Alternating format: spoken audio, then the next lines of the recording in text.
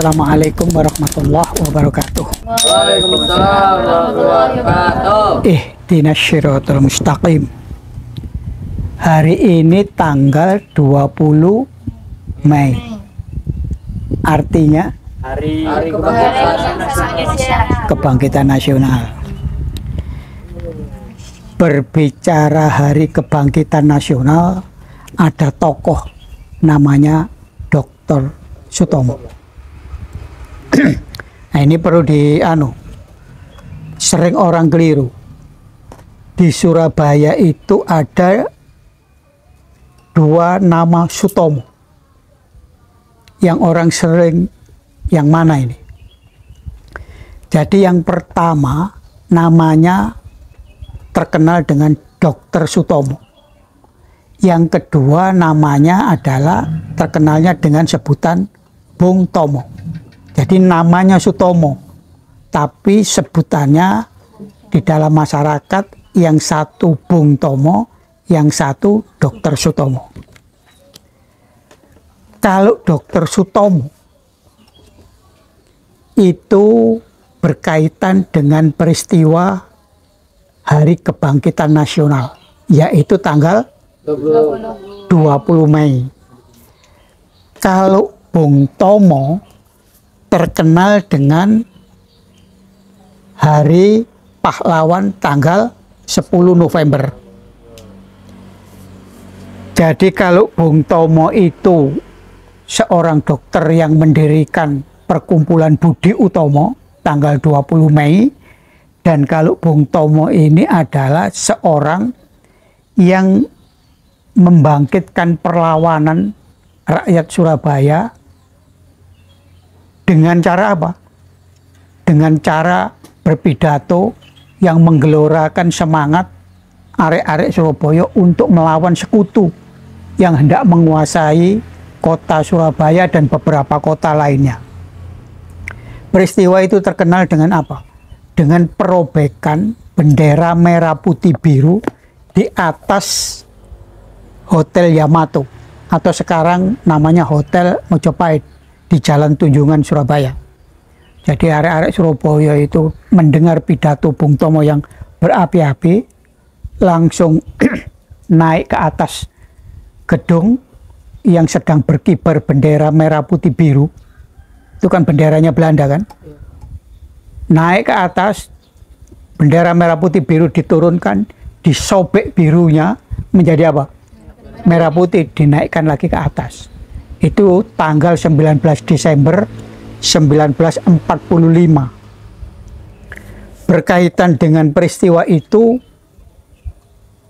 Belanda sekutu marah dan minta agar yang memiliki senjata diserahkan pada tanggal 10 November 1945.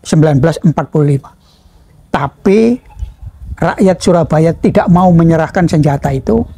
Terjadilah peristiwa 10 November sehingga meninggal seorang jenderal sekutu, yaitu Brigadir Jenderal Mansur yang meninggal di Surabaya. Itu Sutomo yang Bung Tomo. Tapi Sutomo yang lain, yaitu Dr. Sutomo, dia sekolah di Stovia, Sekolah Kedokteran Jawa, dan mendirikan perkumpulan namanya Budi Utomo. Jadi perlu diketahui namanya siapa? Sutomo. Tapi Dr. Sutomo mendirikan perkumpulan Budi Utomo pada tahun 1908. Kalau Sutomo yang Bung Tomo menggerakkan perlawanan rakyat Surabaya terhadap sekutu tahun 1945. Jadi jaraknya jauh. Hari ini kita akan berdiskusi atau membicarakan Sutomo yang Dr. Sutomo. Jadi Dr. Sutomo itu nama kecilnya sesungguhnya Subroto. Tapi karena kesulitan masuk sekolah, dia diambil menjadi anak angkat oleh pamannya, yang pamannya itu adalah seorang bangsawan ningrat Jadi kembali lagi kan, zaman itu untuk sekolah itu susah. Jadi kalau tidak anaknya bangsawan, anaknya Belanda, anaknya Timur Asing, tidak boleh masuk ke dalam sekolahnya Belanda. Jadi sekolah rakyat biasa yang nanti tidak bisa dilanjutkan kemana-mana. Nah, karena hal seperti itulah Paman Sutomo ini mempunyai siasat, dia diambil alih sebagai anaknya karena dia itu bangsawan. Diganti namanya dari dari Subroto menjadi Sutomo. Sehingga dia bisa masuk ke sekolah rendah Belanda. Dan dari situ nanti akhirnya dia bisa ke sekolah Stovia. Sutomo atau Bung Tomo, Dr. Sutomo itu lahir pada tanggal 30 Juli di Desa Ngepeh, Nganjuk, Jawa Timur, tahun 1888. Itu kelahirannya Dr. Sutomo. Kemudian bapaknya itu seorang wedono. Ya kira-kira kalau sekarang itu pegawai negeri lah. Terjadi perselisihan antara bapaknya dengan kakeknya. Kakek Sutomo atau masa kecilnya namanya Subroto itu menghendaki Sutomo nanti kalau besar masuk menjadi pegawai negeri. Waktu itu disebut Pangrep Praja. Bapaknya sesungguhnya sudah Pangrep Praja, menjadi asisten perdana itu.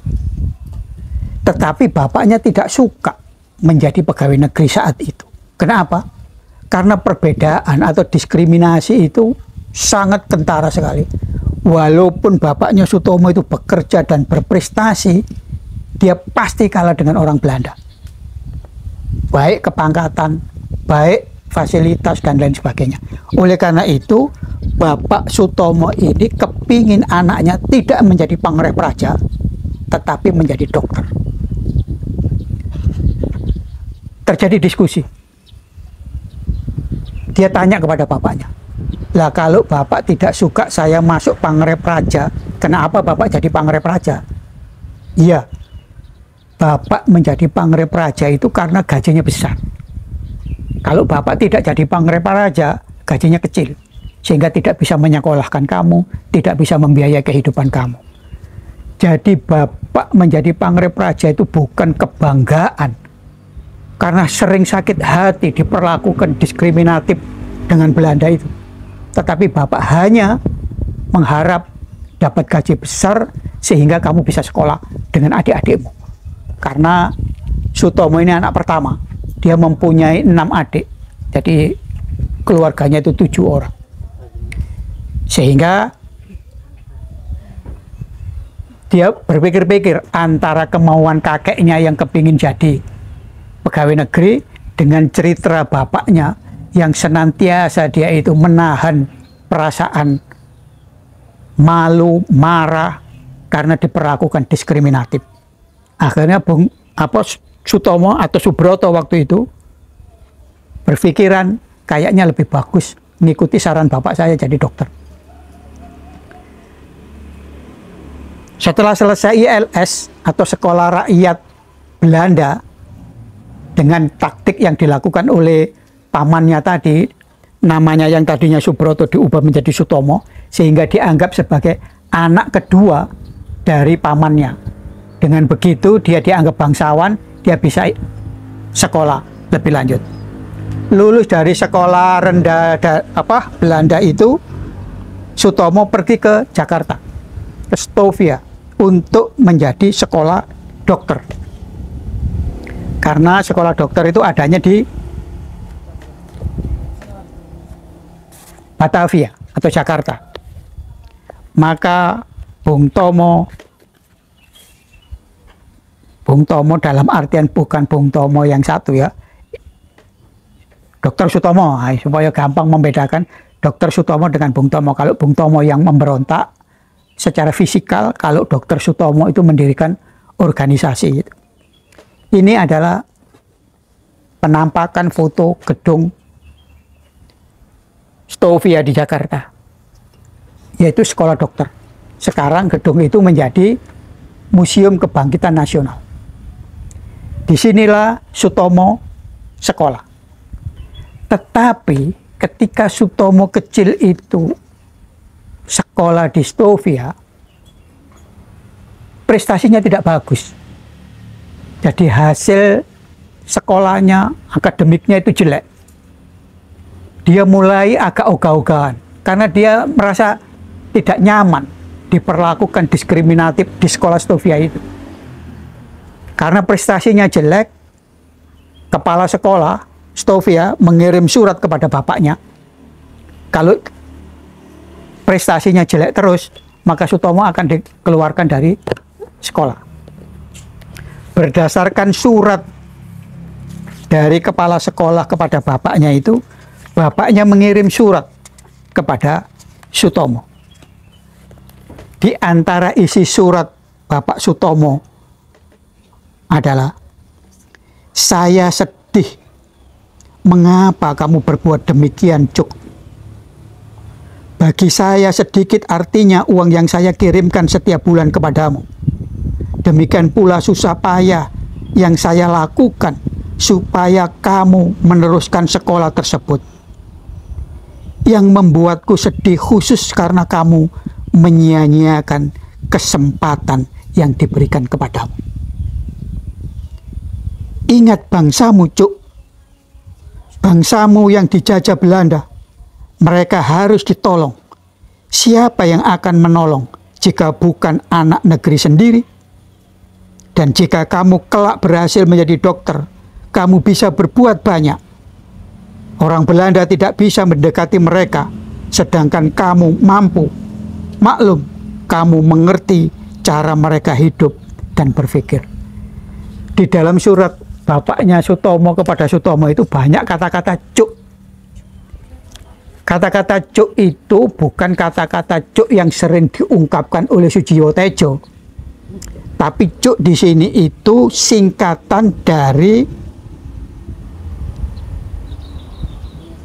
panggilan, yaitu Kacuk. Kacuk itu di Jawa Timur sana merupakan panggilan anak laki-laki yang masih muda. Kalau di daerah pantai Pantura sana, jadi kalau di Jawa Timur Kacuk, kalau di daerah Pantura sana itu Kacung. Kacung itu juga panggilan untuk anak kecil laki-laki.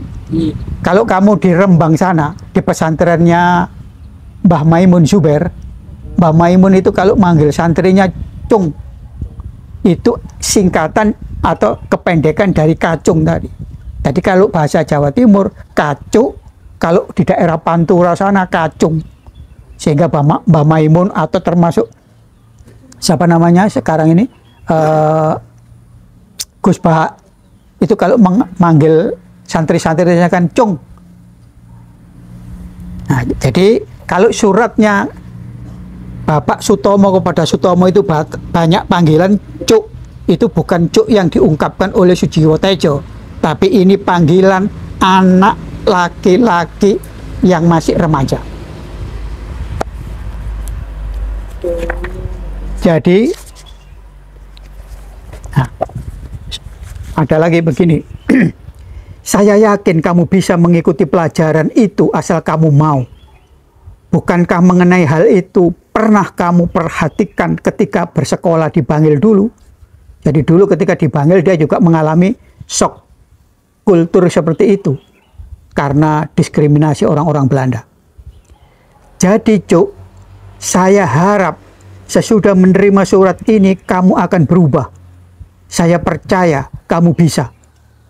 Malah jika kamu mau, setiap anak Belanda dapat kamu kalahkan. Ingat Cuk, bangsamu menunggu, jangan sia-siakan harapan mereka itu. Setelah mendapat surat dari bapaknya ini, Sutomo semakin giat belajar. Dan dia menjadi semangat hidup. Yang tadinya dia itu ogah-ogahan, dia menjadi semangat. Dan, nah ini. Dan yang paling penting, dia itu sering membantu teman-temannya. Ada temannya yang kekurangan, didekati, ditanya apa kekurangannya, apa kesulitannya. Semangat Sutomo itu semakin menjadi-jadi ketika bapaknya meninggal dunia. Jadi ketika Sutomo masih kuliah di sekolah Stovia atau sekolah dokter Jawa itu, maka dia semakin semangat ketika mendapat telegram bahwa bapaknya meninggal dunia. Jadi sejak itu teman-teman Sutomo, guru-gurunya melihat Sutomo itu mengalami perubahan hidup yang sangat luar biasa.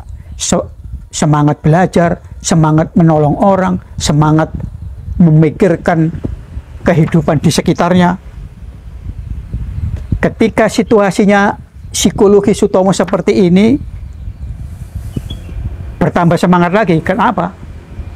Di sekolah Stovia Jakarta itu kedatangan Dr. Wahidin Sudirohusodo. Jadi Wahidin Sudirohusodo ini dulu juga kuliahnya di apa namanya? Stovia di Batavia itu. Tapi dia menjadi dokter kan lebih dulu karena lebih senior. Nah, Dr. Wahidin datang ke situ itu mengajak orang-orang atau mahasiswa-mahasiswa yang baru itu untuk memikirkan bangsanya. Kembali lagi, mayoritas masyarakat pada saat itu tidak paham bahwa dirinya itu dijajah. Jadi kalau ada orang ngajak diskusi, kita ini dijajah, Belanda itu sewenang-wenang, apa mayoritas jawabnya apa? Ya sudahlah, itu takdir kita sebagai orang Indonesia. Tapi orang-orang semacam Dr. Wahidin Sudirohusodo itu tidak seperti kebanyakan orang pada waktu itu. Nah, kembali sama dengan kamu itu. Sekarang kamu itu harus berpikir berbeda dibanding orang-orang yang segenerasi dengan kamu yang ogah-ogahan. Ya udahlah, hidup dinikmati begini saja. Ya udah, ngapain belajar susah-susah. Kalau itu yang ada di dalam pikiranmu, pasti hidupmu akan susah di kelak kemudian hari. Ini perlu penegasan seperti ini supaya kamu satu sadar bahwa hidupmu itu tidak sekarang saja. Nah, rupanya ceramah atau ajakan Dr. Wahidin Sudirohusodo itu membangkitkan semangat Sutomo dan kawan-kawannya. Lalu dengan semangat yang membangkitkan dari ceramahnya Dr. Wahidin Sudirohusodo itu, ada 9 orang teman-temannya itu yang berkumpul dan berpikir, kita tidak bisa hidup seperti ini. Kita harus melakukan sesuatu, mengadakan perubahan. Ada 9 orang berkumpul di dalam kelas, catat. Jadi ini kalau ketahuan kepala sekolah, dia itu juga dimarahi.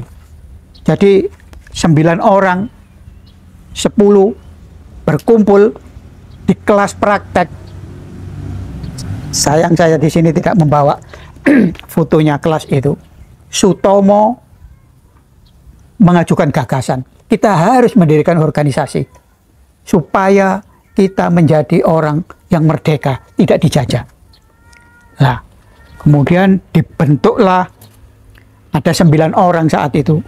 Sutomo, Sulaiman, Gondo Suwarno, Gunawan, Angka Projo Sudirjo, Saleh, Mas Gumbrek, Suraji Tirtonegoro, dan Suwarno mendirikan sebuah, ini orang-orangnya, walaupun di dalam foto ini tidak lengkap, mendirikan organisasi Budi Utomo, dan dia membuat lambang seperti ini.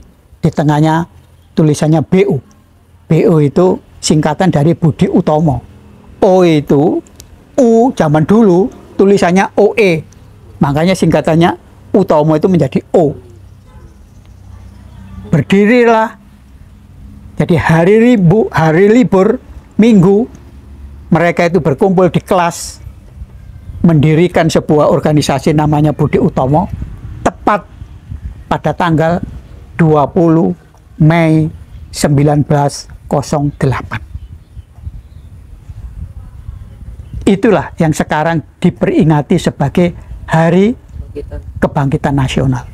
Kenapa disebut Hari Kebangkitan Nasional? Apakah selama ini bangsa kita tidak ada melakukan perlawanan? Ada. Cuma mereka itu melakukan perlawanan itu lokal. Di Banten berontak perang. Bahkan Pangeran Diponegoro saja yang hampir Jawa itu pun bisa dipadamkan oleh Belanda. Nah, sehingga Bung Tomo dan kawan-kawannya, Dr. Sutomo dan kawan-kawannya itu berpikiran kalau cara melawan Belanda dengan seperti itu, lokal dan temporal seperti itu, maka kita kalah terus. Mari kita bersatu mengadakan organisasi yang lintas suku. Jadi di sini tuh ada Jawa, ada Madura, ada orang Ambon, ada orang Batak berkumpul mendirikan Budi Utomo. Nanti di kemudian hari Budi Utomo itu ini didirikan pada bulan Mei ya. Pada bulan Oktober diadakanlah kongres pertama kali Budi Utomo itu di Yogyakarta yang dihadiri sekitar kurang lebih 400 orang dari seluruh Indonesia. Itu sebuah kegiatan yang sangat spektakuler pada zaman itu, di mana Belanda melarang, tapi kita atau para pendahulu kita itu begitu cerdas dan berani mengorbankan apa saja. Ini kalau ketahuan kan dikeluarkan. Jadi tanggal 3 sampai 5 Oktober 1908 di Yogyakarta diadakan kongres pertama. Jadi Budi Utomo itu berdirinya di Batavia 20 Mei 1908, tapi kongres pertamanya itu di Yogyakarta bulan Oktober. Itu, dan Budi Utomo itu menjadi organisasi modern pertama di Indonesia 1908. Jadi itu nanti menginspirasi Sumpah Pemuda tahun 1928, kemudian proklamasi 45 dan seterusnya dan seterusnya. Jadi Budi Utomo adalah organisasi modern pertama di Indonesia yang didirikan oleh Sutomo dan kawan-kawannya. Karena topik kita sekarang adalah tentang Dr. Sutomo, maka Dr. Sutomo ini masuk ke dalam Stovia tahun 1903. 1908 mendirikan organisasi Budi Utomo. Kemudian tahun 1911 Dr. Sutomo lulus dari Stovia dan dia menjadi dokter. Tapi dokternya itu, Stovia itu disebut dokter Jawa. Kenapa? Karena levelnya itu belum dokter beneran, masih setingkat mantri. Jadi kalau kepingin dokternya itu beneran diakui sederajat dengan orang-orang Belanda itu, harus sekolah ke Belanda. Maka 1911 Bung Tomo, Dr. Sutomo, maaf, ini saya saja kalau bicara juga keliru-keliru antara Dr. Sutomo dengan Bung Tomo. Dr. Sutomo lulus tahun 1911, kemudian dia diangkat menjadi dokter tugas di Semarang.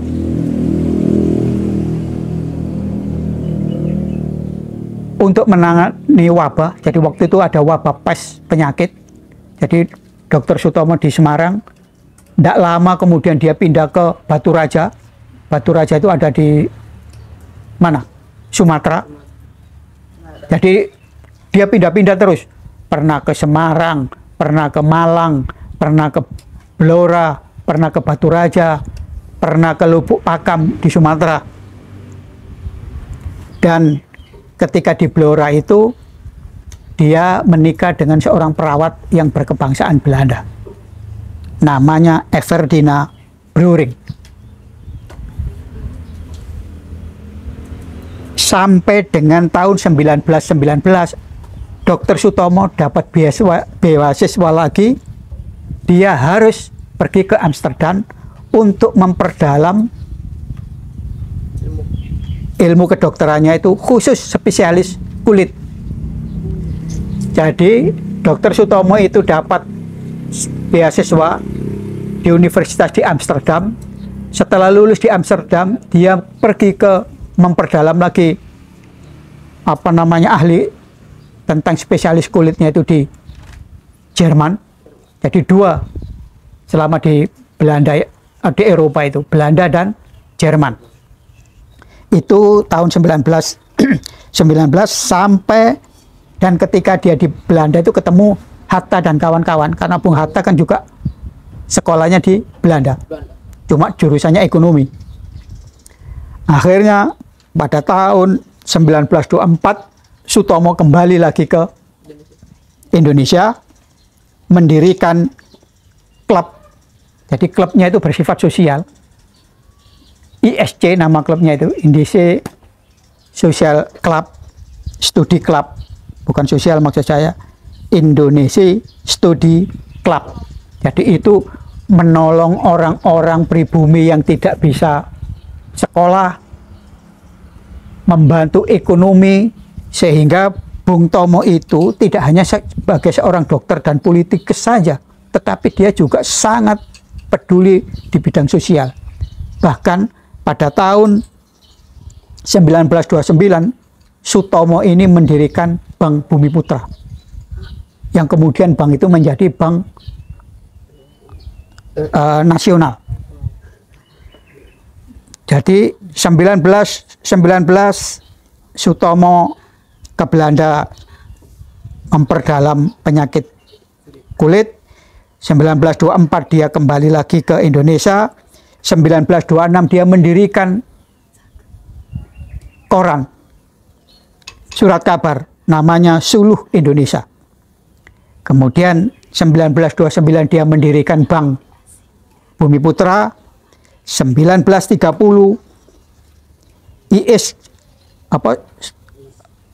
studi klubnya ISC tadi diubah menjadi Persatuan Bangsa Indonesia, yang bukan saja di bidang sosial tetapi sudah menjadi partai politik.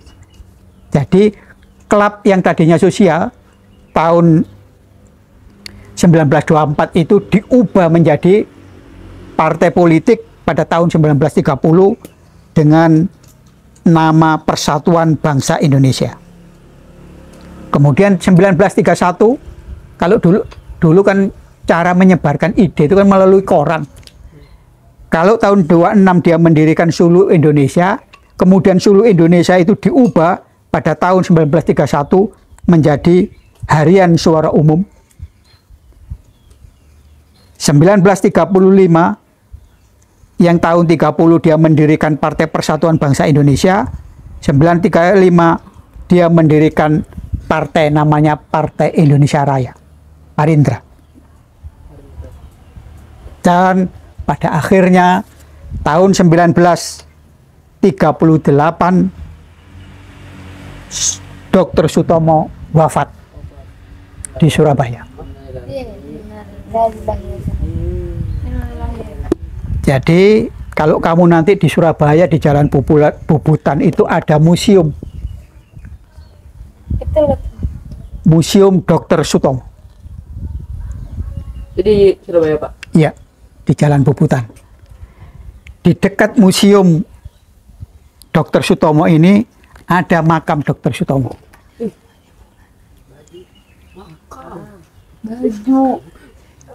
Jadi Dr. Sutomo itu, jadi kalau kamu nanti ke Surabaya di Jalan Bubutan itu ada nama Gedung Nasional Indonesia. Disitulah museum Dr. Sutomo dan makam Dr. Sutomo. Dari segi kesehatan, karena dia itu sangat berjasa di dalam menanggulangi wabah, jasa Dr. Sutomo itu diabadikan menjadi rumah sakit yang cukup besar di Surabaya, namanya Rumah Sakit Dr. Sutomo. Jadi itu adalah peninggalan-peninggalan yang ditinggalkan oleh Dr. Sutomo sebagai seorang pendiri partai maupun seorang dokter yang sangat berjasa. Dan ada cerita, kalau Dr. Sutomo itu praktek, jadi Dr. Sutomo itu kegiatannya, kalau pagi dia menjadi dokter di Rumah Sakit Simpang, Surabaya. Dulu namanya CBZ. Rumah Sakit Simpang itu kalau kamu ke Surabaya sudah tidak ada. Sekarang menjadi mall. Jadi kalau di Jalan Pemuda itu ada mall, itu dulu bekas Rumah Sakit Simpang di mana Dr. Sutomo berdedikasi. Jadi kalau pagi dia menjadi dokter di Rumah Sakit Simpang, kalau sore dia ngajar di NIAS. NIAS itu adalah sekolah kedokteran di Surabaya. Dan kalau malam dia praktek di rumahnya di Jalan Duku, Simpang Duku, Surabaya. Banyak saksi, diantaranya itu adalah Ruslan Abdul Ghani. Ruslan Abdul Ghani itu orang Surabaya yang zamannya Bung Karno dia menjadi Menteri Luar Negeri, rumahnya di Surabaya. Kalau dia itu berobat, jadi ibunya itu sakit asma, jadi kalau dia berobat ke Dr. Sutomo, kalau ditanya berapa honornya, Dr. Sutomo senantiasa tidak pernah masang tarif. Persis dengan kakak kelasnya, yaitu Dr. Wahidin Sudirohusodo. Nanti kita cerita tentang Dr. Wahidin Sudirohusodo itu, dia juga dokter. Kata cucunya, kalau kamu lihat di YouTube, itu ada cucunya yang bukan cucu cicit ya, itu ngomong ya, saya pernah diceritain oleh nenek saya senantiasa ngomong, tirulah eyang buyutmu, yaitu Dr. Wahidin Sudirohusodo. Jadi Dr. Wahidin Sudirohusodo itu persis dengan Dr. Sutomo. Malah Dr. Wahidin itu kalau ada orang datang berobat, dia senantiasa tanya, di rumah ada makanan nggak? Kalau orang itu ngomong di rumah tidak ada makanan, uang honor itu dikembalikan, ini untuk beri makanan. Terus kemudian ini uang untuk beri obat, diberi uang. Jadi uang honornya itu dikembalikan. Dr. Wahidin juga memberi uang untuk beri obat. Untuk obat hari ini gratis. Jadi Dr. Wahidin juga begitu. Bahkan konon kalau dia terus-terusan seperti itu kan hartanya baik apa habis. Kalau anak-anaknya protes, Pak, itu lama-lama kan kita jadi miskin. Jadi rumahnya itu dijual, kalau ada pasiennya itu malah diberi apa namanya? Uang. Apa jawab Dr. Wahidin Sudirohusodo? Kalau aku meninggalkan harta, ketika aku mati nanti, besar kemungkinan kamu berebut. Ya kan? Kalau sering dengar kan di masyarakat, kalau warisan itu jadi berantem. Kata Dr. Wahidin Sudirohusodo, daripada kamu nanti berantem merebut harta jeripaya saya ketika hidup, lebih baik sekarang saya berikan kepada orang. Itu Dr. Wahidin. Rupanya Sutomo juga mengikuti seniornya. Jadi Dr. Sutomo juga ketika kalau praktek senantiasa tidak mau dibayar, tetapi justru sosialnya yang tinggi. Itulah riwayat singkat. Nanti kapan-kapan kita per tema membicarakan perjuangan Dr. Sutomo itu. Sehingga sekali lagi di Surabaya ada nama Sutomo. Yang satunya Dr. Sutomo yang hidupnya sekitar 1908. Tapi kalau Bung Tomo itu hidupnya 1945. Jadi jauh ini jaraknya. Yang satu menjadi pendiri Budi Utomo, yang satu mengobarkan perlawanan dengan merobek bendera merah putih biru menjadi merah putih. Kalau Dr. Sutomo kiprahnya diperingati setiap tahun.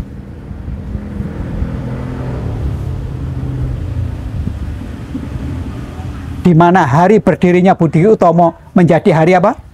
Kebangkitan nasional. Kalau Bung Tomo kiprahnya diabadikan menjadi 10 November Hari Pahlawan. Itulah dua orang Sutomo dari Surabaya. Wallahu muwafiq ila aqwamit thoriq, wabillahi taufiq wal hidayah. Wassalamualaikum warahmatullahi wabarakatuh.